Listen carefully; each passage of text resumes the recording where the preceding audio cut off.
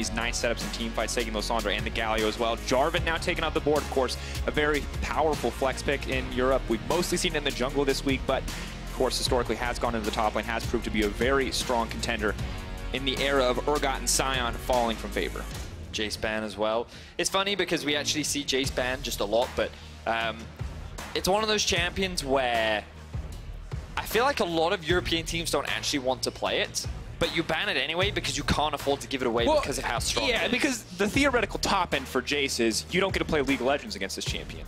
Usually what happens is it's not amazing, you know, it's like pretty okay, it wins the lane and it doesn't really get anything greater, but we've seen those 1 or 2 games where it really absolutely destroys, and you kind of have to respect that. Now, Blippo, first pick Renekton, immediately locked in. This has been an EU special, an incredibly powerful pick with the Conqueror changes for a multitude of reasons, but I'm just honestly surprised with Red side to see them lock in a top lane pick this early.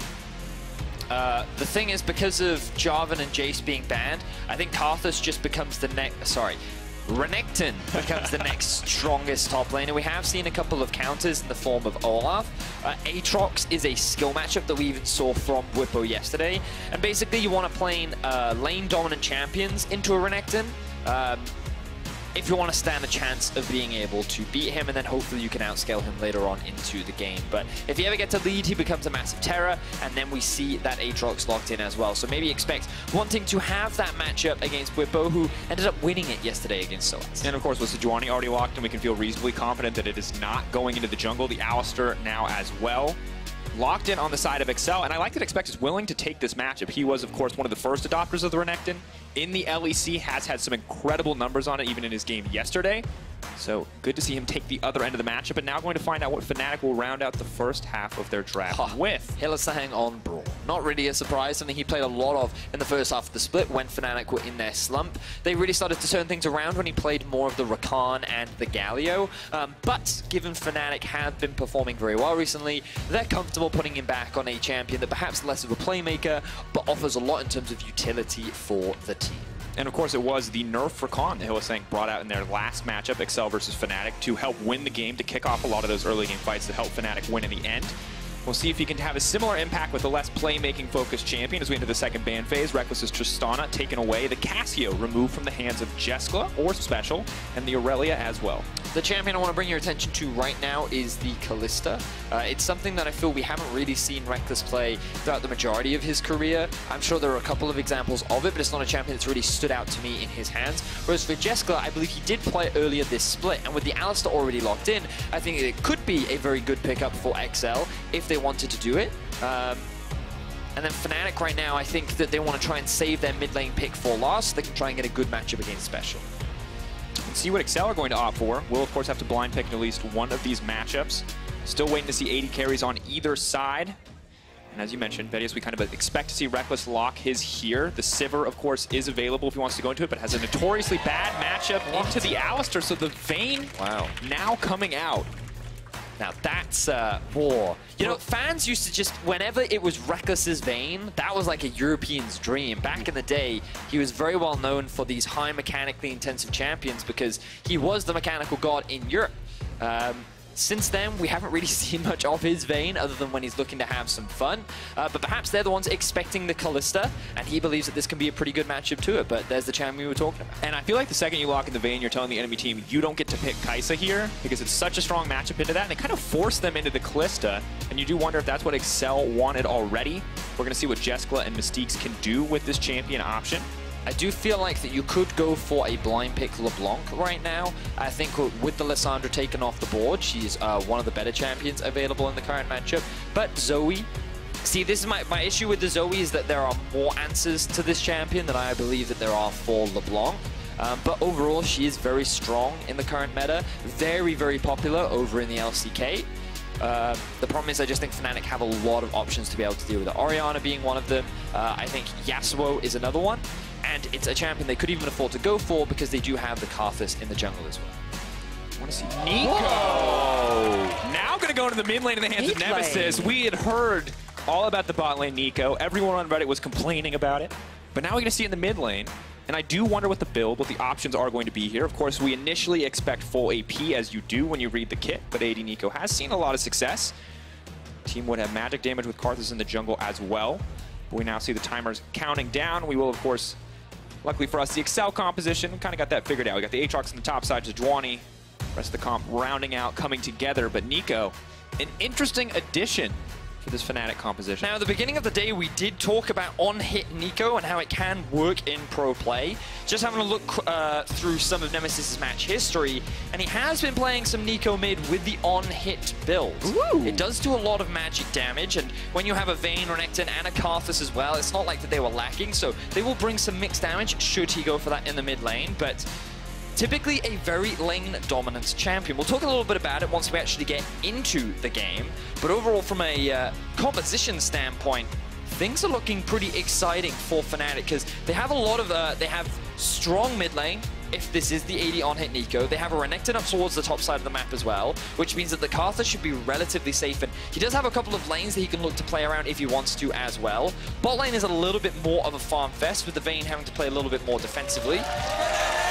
But they have a lot of early game options on the side of Fnatic, so I'm expecting to see a bit of aggression from these laners from Fnatic. And honestly, Vedius, I just want to see what form of Excel is going to show up today. If we're going to get this close matchup, or if Fnatic are going to continue their rise up the standings. Fnatic fans here to support their team. Excel versus Fnatic. Excel, of course, on the blue side. Fnatic on the red. And Vedius, you talk about these compositions. I love it. Aatrox into the Renekton. Jungle, not as concerned. Mid lane, also hype. Bot lane, we've got Vayne, Reckless's Vayne, nonetheless, against this Kalista.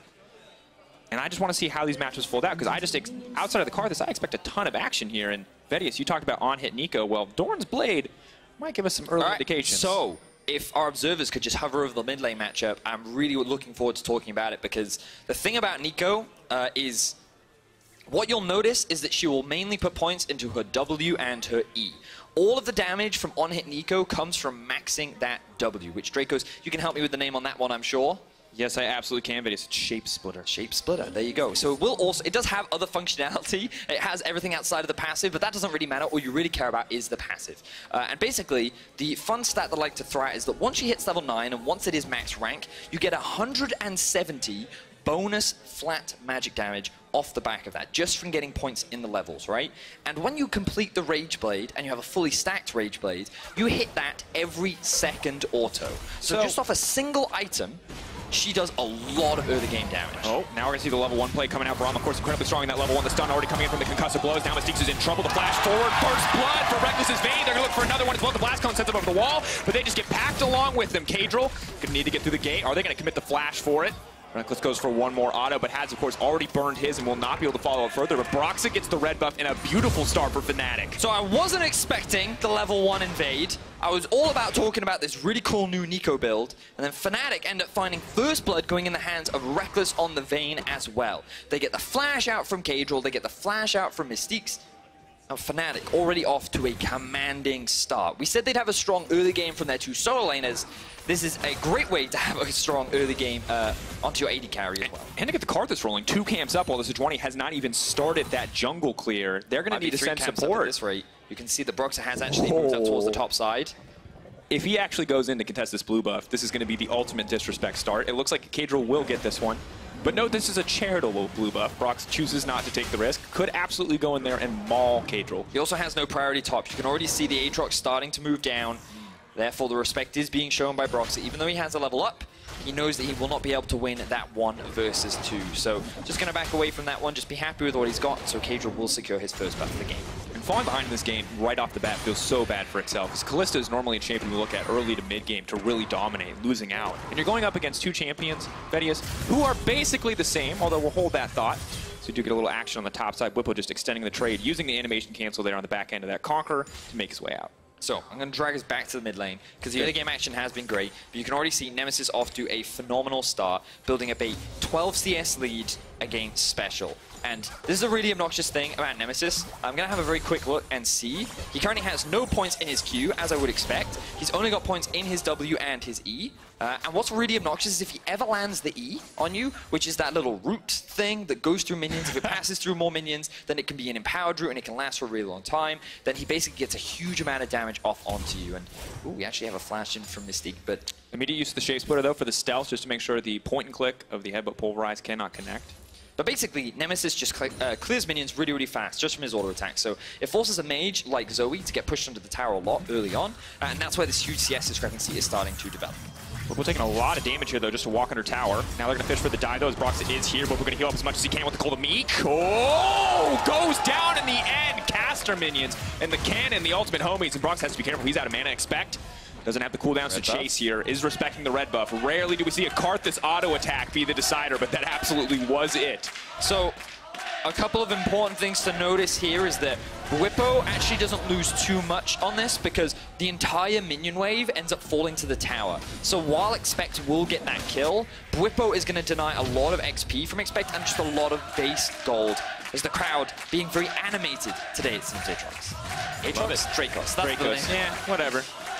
Hey, I'll take it. Aatrox is a cool champion. We got it. So, Vedius, the thing that I want to touch on when we look at these two teams that I think just makes this comp feel so nightmarish to play against is we have basically Vayne in the bot lane and essentially AP Vayne in the mid lane. Like, they're both going to build this Rage Blade. They're both going to proc it every 2 hits, and they're just going to obliterate you. Nemesis is going to do magic damage. Reckless is going to do true damage. And it feels like Kalista, who we would normally say, ooh, sustained team fights, great for Kalista, lots of auto attacks, is looking down the worst situation possible, but now they're trying to change that. Bot lane coming through. Reckless now on the back end of a bad trade. Looks like he will get taken down here. The heal does come out. Jessica could just get stunned up here. The auto's coming in. Reckless is still alive. I cannot believe it. He is going to go down the edge. Jessica on the edge of death. Hillisang gonna get that one. And that is the second kill, courtesy of minions, to go down this game. So I love the fact that Fnatic committed to that 2 versus 2. The fact that Reckless had no flash meant that if he tried to run away, he wouldn't have been able to get anything off the back of it. So at the very least, he's able to trade 1 for 1, meaning that it doesn't end in disaster. But you've got to respect the early laning phase of a Kalista and an Alistar. That's what Jessica and Mystique's tried to leverage. They find themselves at least 1 kill. The Kalista gets it for herself. That means that the disparity between the 2 AD carries should now be equalized. And of course, using that brief window of opportunity where Reckless still did not have the flash up and available from the level 1 to find that punish. So well played by the side of Excel. Good to see their bot laner at least keeping things even on the bottom side of the map. We're going to see where Kadril will put his attention in the minutes to come. For now, he is still getting out-cleared by a Karthus, kind of as expected, such is the nature of the champion. But hoping to find more impact from the Sejuani, especially as we get closer and closer to level 6. So I want to bring our attention to the minimap right now and just the differences in supports. Mystique's, he immediately goes towards the bot lane. He wants to be assisting his AD carry, whereas Hillisang does what he always does once he's level 4, roam immediately through mid. There's nothing that he can really do or offer to his AD carry at this point in time, so instead he just roams through the river. Maybe he can find some wards, maybe he can drop a ward for himself, whatever, but he realizes that there's more that he can do on the map outside of just running bot. Bwipo in trouble though, World Ender now coming out. Bwipo can look for an empowered heal or a stun, does use the Cold Meek and gets level 6 just in time. Kadril has to respect this. Bwipo can look to double dash through the creeps. Has the Conqueror stacked, will now fall off. Is just going to back off here, but expect burning a lot in that exchange. The level 6 coming in clutch to keep Bwipo alive. Good stuff there from Expect, though. You can see that after getting that early kill, he's not slowing down with the aggression. And the really important thing about the Aatrox versus Renekton matchup is that you don't want to be hit by the full combo from Expect. If you do, you're going to lose that trade. And normally Renekton has the mobility to be able to slice and dice away from it.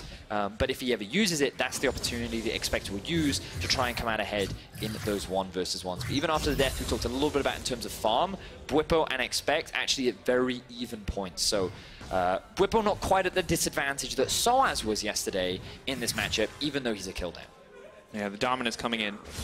Not quite the same, but good to see Bwipo holding his own to a certain degree, but Expect still able to find an advantage here, and we'll see if he can continue to snowball. Bwipo, of course, a very strong point for Fnatic yesterday, no doubt the strongest point in the early game. How Fnatic play without this, constant source of pressure, and will be interesting to see. So now we're at a point where level 6s are starting to come through across the board. Reckless has now hit it. Broxer coming very close. He will now secure it. And we actually see a lot of vision invested towards the bot side of the map for Fnatic. They want to allow Reckless and Hillisang to play more forward in the lane. They know they have priority mid, and so they set up all this vision to allow for this roam to happen. Leverage the level advantage that you have, and double Reckless appearing in the bot lane. Any European bot lane's worst nightmare. Now it's a Bwipo too. Of course, changing shapes left and right here for Nemesis, debating on which one is the most threatening. Will return back to the mid lane. It's back to Reckless. Backstep there. And not afraid to trade here. And this is a difficult lane for Special, and you mentioned earlier. You can't stand behind the creeps. If you stand in front of the creeps, you get auto-attacked. It's hard. It's hard being a Zoe here. It's also just mages in the early game against anything that can just auto-attack through the minions. There's very little that you can do about it, so you just gotta kind of suck it up. Meanwhile, Whipper and Expect continuing to trade up towards the top side. Ooh, now the now comes in, the stun right into the turret. Jessica taken down. Mystique's gonna be in trouble here. Level 5, no ultimate there to save the day. Hylissang goes down in the end to make it a 2-for-1, but Fnatic destroying the bottom side of the map. Hylissang doing what he often does, sacrificing his life for the betterment of his team. That allows Rekkles and Broxah to pick up their kills, and Fnatic continue to snowball this early game. 2.5k is the advantage now, but Kadril looking for something up top. Oh, expecting to be forced to use the ulti here. Karthus will proc it. Bwipo now needs to make a decision. Kadril's coming in on the backside. He's going to need to dodge the ulti, but no chance. Perfect use of the animation cancel from Kadril to land the point-blank ulti to keep his top laner alive. A bit of trading happened in the mid lane. Broxah coming to help out his mid laner Nemesis. Mystique now the one making the roam towards the mid part of the map.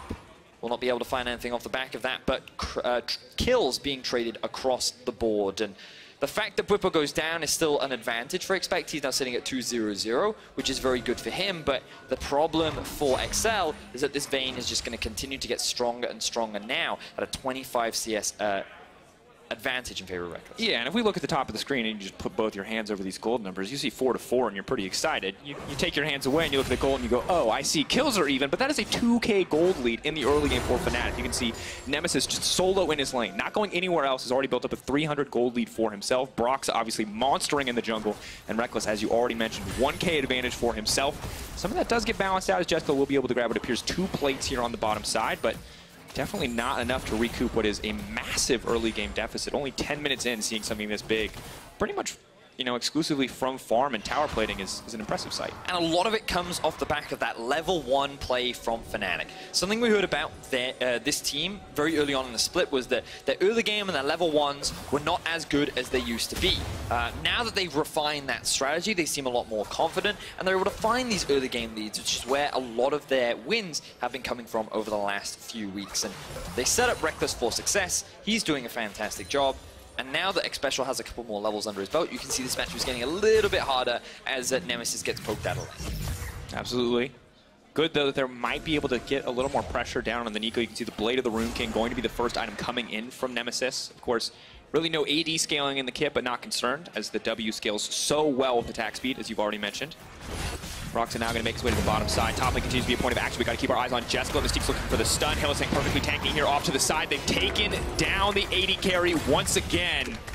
No chance for rest from Jessica in this game. Surprised that they can pull off so many dives so successfully. No support is coming out from the side of XL. Kadril is just trying to play towards the top side of the map because he has no pressure in the mid lane. It enables Fnatic to constantly get vision towards the bot side, and that means that Jessica and Mystique, they're just pretty much left to their own devices, and when that happens, Fnatic constantly capitalize.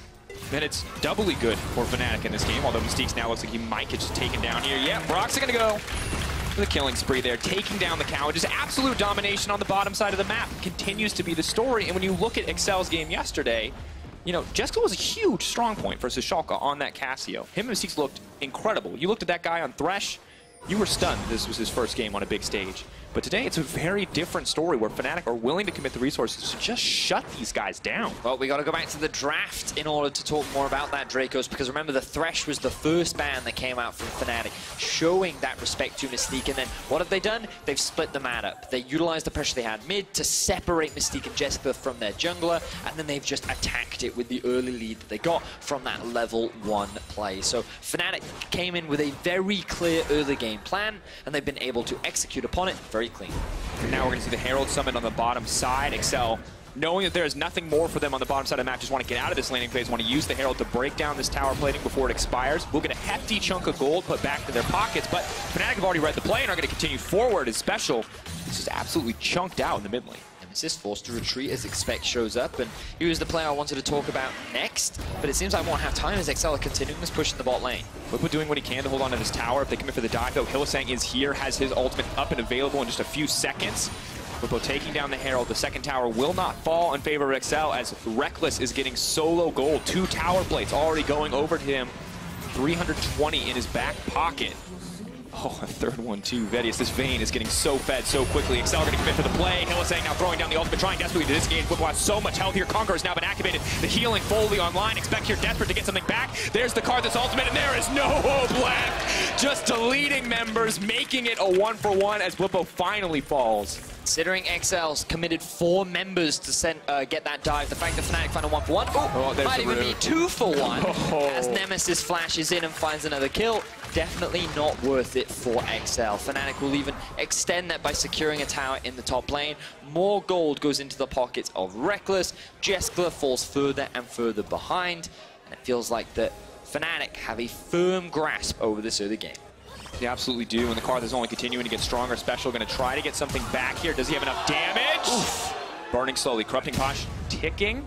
Broxa, no camp there for him to smite, but he will make it out in the end. So close to death in that exchange. Broxa flashing away almost made it worse for himself because he increased the distance from him and the paddle staff from Special. Fortunately, it wasn't quite enough damage. With only the Ludens completed, Special couldn't quite find that kill. We'll at least get the flash out from Broxa, but I don't think it's going to hurt Fnatic too much. They have control pretty much over the entirety of the map. Ooh, Special. Using a stolen flash there. Try to get some damage down onto Whippo, but Whippo very comfortable. Just keep pushing forward in this lane. A lot of healing for Renekton. And Vedius, when we used to talk about Karthus right at the start of the season, when no one was really sure what was going on and why this champion was in the jungle, we talked about level 11 and that terrifying point where Karthus has double magic pen items and level 2 of ultimate. Now, Broxa is level 9. But he does have a 10-stack Dark Seal and both magic penetration items. Ooh. So for me, if I'm Excel, I'm just going to assume I'm at 50% health for the rest of the game. That's quite a safe assumption. Ooh, okay, thought he would actually try for a kill there, but just a bit of a trade back and forth. But you are correct. I love that point. Dracos Broxa has been picking up a lot of the kills that happen down towards the bot side of the map. He's the one leading with the gold bounty right now. And this is actually a really interesting way of seeing Karthus played, because typically you just want to power farm, you just want to get to those core item spikes and just get as much gold as possible. But that's not to say that you can't gank. You just need strong laners to gank, right? You need that damage so that you can help follow up, provide that wall of pain, and just kind of chip away alongside with them. You typically don't expect to go to the Vayne lane, though. Very a Fnatic classic, I would say. I was expecting much more around the Renekton lane or maybe the Nico lane, but hey, you know what? If your Vayne gets first blood and there are no summoners bot, why not? Why not? Just commit. And so far working well. Of course, Reckless on his way to the Rage Blade. A similar story for Nemesis, the Nico in the mid lane. And the bounties just keep stacking up on the 3 strongest members of Fnatic. Whippo, of course, not left on an island, but definitely put a little down and out in this matchup. Still has done well for himself. XL going to try to fire back with some towers of their own, but most likely are poised to give up this bot tier 2 as the teleport has now been committed from Whippo. Are they just going to take the fight here? Of course, Cadril with the ultimate available can threaten. Reckless taking a lot of damage there, but once again, the Karthus ulti being available does make it a lot harder to commit to these big plays. So Reckless has the red buff, and he has spell lifesteal rather. So I think he intentionally took the damage to keep the minions alive there, so that Fnatic could continue the siege. I actually like the decision making there from Reckless, as Fnatic looks to continue the push, while Jeskler, at the very least, gets 1 return tower on the top side of the map. But we went from talking about a game to how do XL trade objectives to how do XL get literally anything. Because moments ago it was a 2K gold lead. That was very large for 10 minutes. Well, we're looking at 17 Vedius, and we're about a 7K gold lead. This is nightmare fuel. And at this stage, with Spear of Shojin steadily getting closer and closer for the Renekton, that's going to make the matchup against Aatrox so much easier. Even one of the stronger points on the map, like Expect, has to start worrying about how all this gold is going to make his life difficult. Nemesis, clever use of the Shape Splitter there. Does sidestep the ulti as well. Insult to injury. Frustration on the face of Cadril as he misses that one. Nemesis, very speedy as well. That's the one thing that can be overlooked, is that when you proc that extra auto damage on the Nico, you actually get a second of bonus movement speed as well. So you have a surprising amount of mobility off the back of this champion. And she can be very obnoxious, especially in the early game. She does fall off later, that's the bright side. So you do have to play very early focus, but of course, Fnatic still have the Vayne as late game insurance alongside the Karthus should things go awry. Very true, and I think one of the most irritating things it seems like against playing this matchup for Zoe is if you ever throw Sleepy Trouble Bubble, she just pushes W and says, here, my clone will block this. I will throw this in front of the one way you have to guaranteedly actually land a skill shot. And now, seeing as we have a tiny bit of downtime, for those that might not be familiar with what like an on-hit build means and like actual on-hit, with Blade of the Ruin King, every single hit that you do deals 8% of the target's current health as bonus physical damage. You then have Nico's W that does bonus magic damage every third hit, which can be changed to every second hit once you have a fully stacked Rage Blade. And you have Press the Attack, which means that once you've got all 3 stacks on top of them, you do, I believe, 6% more damage as well. So you can see how all these things combined together with a lot of attack speeds can be very obnoxious and do a lot of damage once you've got these core item builds complete. And the obnoxious thing especially is that the base damage for Nico is so high, and the percentage damage for Blade of the Ruin King is so high. So there's not, that doesn't really feel like there's a good way to itemize Vedius. It feels like, oh, this champion is fed, I will die. I will never, I cannot build a single item in the game. I will build Gargoyle, Stoneplate, Callista, and survive. You can go the ninja helmet thing. Adaptive helmet. Adaptive helmet. That does help. Helmet thing. I like it. That does help a lot against Nico. Reckless. Looking for the big plays. Broxah desperate to steal the glory away, and he is going to do so. Alistar will quickly sneak into the corpse of Callista before running for his life. The last dying wish of Nico. Special now trying to buy time, but Broxah is here as well. Now that Hylissang with the shot over the wall, Special goes back.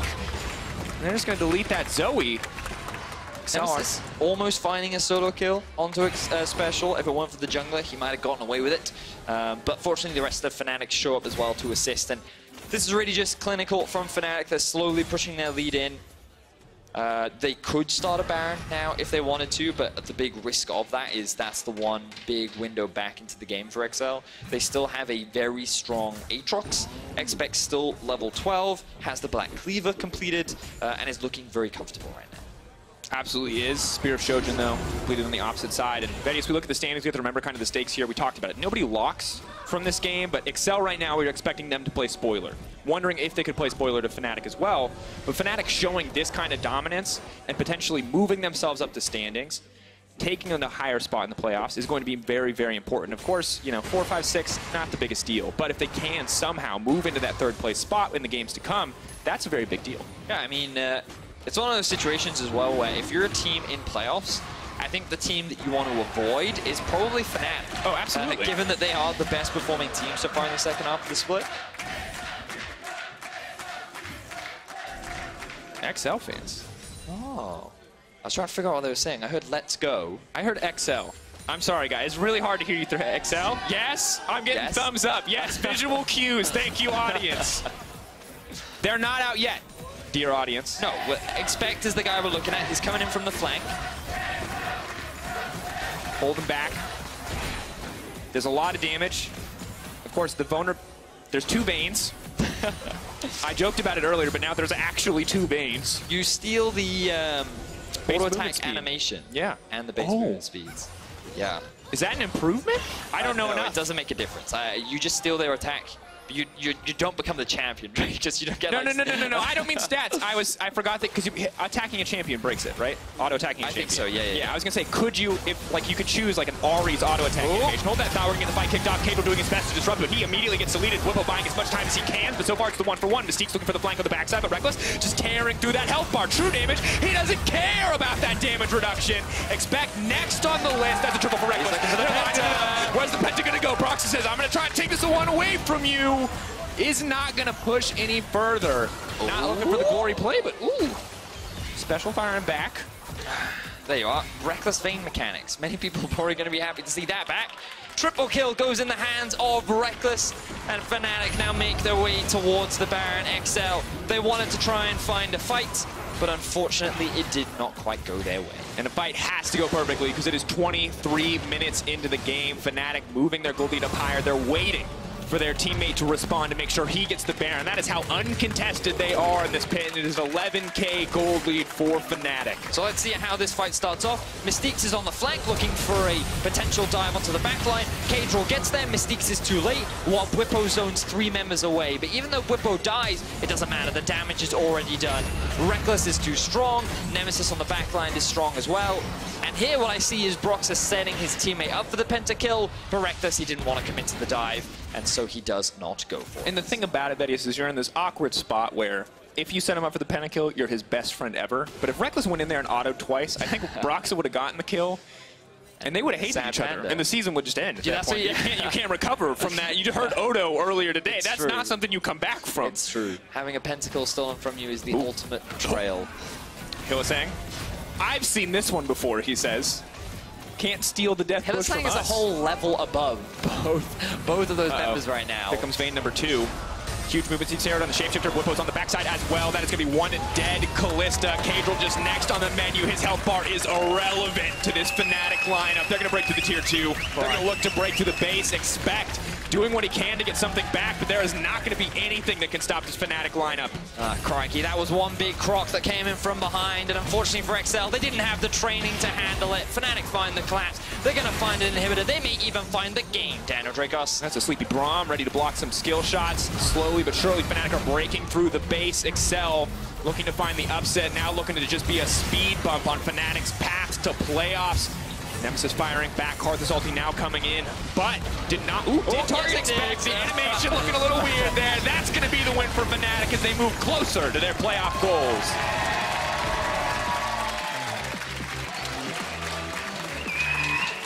Great level 1 from Fnatic, really set the stage. The moment that Reckless got that first blood, both solo laners were abandoned and Broxa just said, all right, I guess we'll camp this lane. Kind of like pick a card, you know, where do you want to go? Once you get a first blood on the Vayne, it suddenly becomes an option. More ways to play, of course. Papa Youngbuck there in the back, often praised for his level 1s on the team. Now seeing some of those come to light. And you gotta feel, you do not expect to get invaded by the Karthus at level 1. You expect him to be the safe jungler. Frustration on the face of Expect. Even though XL cannot qualify for play. Oh, now he's smiling. I'm getting very mixed reactions right now from Expect. It's an emotional roller coaster. I think we've all, you know, he looks at that game and he goes, I played my lane, I was set up for success, and he found that success to a certain Maybe he wishes he could have done more. That is a common mentality that many of our pro players have. But overall, I do think Expect has had a very solid split, but it was always going to be an uphill struggle. Fnatic have only lost one game in the second half of the split. They have looked the most dominant team so far. Fnatic right now confused. Too many fans require hand high fives. There's a debate. Can they walk in front of our camera? Can they not walk in front of our camera? Security man says no. Blippo said yes and snuck past. He's a rule breaker, that Blippo. Of course, let's take a chance, Vidius. We can look back at some of those highlight moments from this one, because it was, at the end of the day, very much a highlight reel for Fnatic. Yes, and so this is where the level 1 started. Hylissang set the play up. Braum very strong at these early levels. Feel like Mystique's probably should have flashed a little earlier. And now we get to see more of this action happening towards the bot side. The key thing to note is Reckless level 6, Broxa level 6, and just look at the vision on the minimap towards the bot side of the map. You can see it's entirely in control of Fnatic. They split the map, meaning that the jungler from XL was there. Rather than backing away, they think they can make this outplay, and they cannot pull it off. This next play is really cool, but I do want to point out that Hylissang did use the animation cancel E ulti W on Braum. Something rarely used because it is highly impractical in a lot of cases, but there it was so sick. And ladies and gentlemen, I don't usually say wow Braum mechanics, but wow Braum mechanics. That's one of my favorite tricks. Never use it because it wastes your most important ability, the unbreakable. But in that one tower dive, it was so clutch. Cool. Fun facts about support. I had no idea that you could even anti-cancel on Braum. Would showed it to us last year. He actually pantomimed it on Euphoria, but we obviously didn't understand what this meant, so he had to make a Twitch video. It might still be on his Twitch account if you guys want to watch All right, fun fact. Today I learned. There you go. Hope you all learned a lot today. We got to see the mid lane Nico. Okay, we got to see the on-hit Nico. I was not expecting it to be in the mid lane. A lot of players have told me that you can flex it mainly between top and bot, but today Nemesis showcased that it can also go mid. Very lane dominant, very revolving around these two core items. And while Nico wasn't the star of the show, hopefully we'll get to see more of it over the next few weeks. I really liked it. It seemed like a good matchup into Zoe. I want to see what else it can do, what its limits are. And it gets stronger next patch as well. Oh, with the 3-second root? Max rank goes to the creeps, 3-second root. Ladies and gentlemen, it is Nightmare Morgana. Creeps will not save you. Yeah, they actually don't. It's, oh, God, terrifying. Got to shout out Broxa as well. 8-0-5 on the Karthus. And Reckless went 5-1-8. So when you're kind of looking at player of the game... And that's a good point. Infinity KDA versus a 13 KDA. And that's something you guys got to decide, because we do have Reckless, Nemesis, Broxa. They're all fighting to become Kia player of the game, and they need your vote. So be sure to head over to @Esports on Twitter. Quick reminder, the scoreline, 7-0-5 for Broxa, 1-0-6 for that Nico. From Nemesis... Well, he was 8-0-5. 8-0-5. 8-0-5. And then oh, this is a replay. That's my bad. Yeah. There we go. That makes a lot more sense. But the one death from our boy Reckless, does that take it away? That's the question you need to ask yourself. You guys have to decide. Because we can't do it for you. That's not our jobs. No, we can't. But to get more insight on Fnatic's win, here is Frankie with their top laner. Hello, Breepo. You are very happy right now, and I don't blame you, to be honest. How does it feel to win yet again? I mean, honestly, I don't feel like I participated in the victory here, so it feels good to win, but I feel like I was more of a sore thumb this game than anything. What? But you've been having a great few games. I mean, your form is steadily improving week on week, Breepo. Yeah, and then it kind of... Oh, well, I like a little bit of honesty, but I'm sure you're going to watch that match back and you're not going to feel too bad about it. Yeah, I mean, I think I tried to kill him too many times. I feel like the last few weeks I've been getting kills a lot, and I just let it happen. But this time I felt like forcing it a bit too much. So, you know, a few too many times where I was like, yeah, I probably shouldn't have tried that. Did you get a bit brave after taking Soas down so many times yesterday? Because that was a little bit cheeky, wasn't it, Breepo? I mean, I feel like it's just... Honestly, after reviewing the game, I don't even think that I played that well. In the sense of the earlier stages of the lane, I feel like I kind of misplayed. So honestly, I think if I didn't get that kill, I wouldn't have got away with such a good game. So, you know, maybe that made me a little more subconscious about this game today, especially considering he picked the same matchup I picked when I think it's actually a bad matchup for Aatrox. So it's like, I felt like it was cocky and I wanted to punish him for it, and it bit me in the ass. Well, a win's a win, as a lot of players I interview say. Now, I do want to ask about that Nico pick, because we've seen Nico frequently on the ban bench, and it's normally been focused at people trying to pick her for the bottom lane, right? But this time we saw her in mid, so what was the thinking there? Honestly, we just think it's a really solid champion right now. We think it can do a lot of stuff, and it's a bit similar to Corki in the sense where if you have Braum, you have a basic attacking mid laner, you can get pretty good team fights off with that. And it has a lot of undiscovered potential going on there. So we just felt like this was one of the matchups where it could shine. Partially thanks to the fact that, you know, you can scale relatively freely and can dodge all the skill shots Zoe has with her shapeshift. So yeah, it's just something we just tried out in scrims and decided it's okay. So do you think Nemesis might pick her in the future?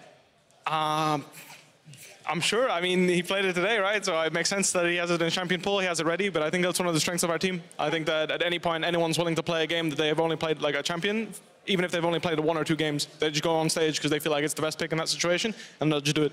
Well, Fnatic's impressive comeback has continued. You're now at 9-7, I believe, and you've got 2 more matches left, of course, in week 9. You're going to be facing G2 and Splice. Yeah. So how are you going to be taking those teams on? I feel like G2, we're definitely going to have to try and match the early game. I think last time we completely disrespected them by drafting a full late game comp with all losing lanes and a losing jungle matchup. So that's obviously not going to happen again. That was not pretty. That said, Splice, I feel like I don't even think that they're a slow team necessarily. I just feel like they don't see the opportunities that other teams do. So in that sense, I feel like we can get away with playing a weaker early game and then still match them in the mid to late game, because I feel like they've always been like that, in the sense that I don't think they're exceptional late game team. They're just considered to be a good late game team. But in the same vein, I think we as Fnatic have been always considered to be the exceptional late game team, in a way. Well, thank you so much for talking to me, Breepo. We need to go to a short break, because after the break, we've got Rogue versus Origin. Don't go anywhere.